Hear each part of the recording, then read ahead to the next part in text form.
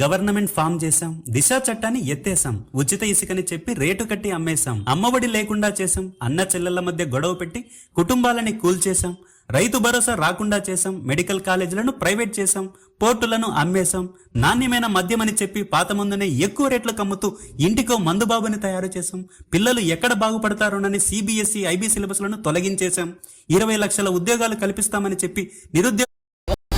ఈవీఎంలతో government form చేశాం, దిశ చట్టాన్ని ఎత్తేసాం, ఉచిత ఇసుకని చెప్పి రేటు కట్టి అమ్మేశాం, అమ్మఒడి లేకుండా చేశాం, అన్న చెల్లెళ్ల మధ్య గొడవ పెట్టి కుటుంబాలని కూల్చేశాం, రైతు భరోసా రాకుండా చేశాం, మెడికల్ కాలేజీలను ప్రైవేట్ చేశాం, పోర్టులను అమ్మేశాం, నాణ్యమైన మద్యమని చెప్పి పాత మందునే ఎక్కువ రేట్లకు అమ్ముతూ ఇంటికో మందుబాబుని తయారు చేశాం, పిల్లలు ఎక్కడ బాగుపడతారోనని సిబిఎస్ఈ ఐబీ సిలబస్లను తొలగించేశాం, 20 లక్షల ఉద్యోగాలు కల్పిస్తామని చెప్పి నిరుద్యోగ భృతిని కూడా రాకుండా చేశాం, పోలవరం పూర్తవదని మా చేతులు ఎత్తేశాం, 10,000 జీతం అని చెప్పి వాలంటీర్లను ఎందుకు పనికి రాకుండా చేశాం, ఎవడైనా ఎదురు తిరిగితే నడి రోడ్లో నరికేశాం, పక్క పార్టీలో ఉండే గొర్రెలకి పసుపు రాసి మరీ మా పార్టీలోకి చేర్పించి పతివ్రతలుగా తయారు చేశాం, టోటల్ గా ప్రజలందరినీ ఎరిపూలను చేశాం.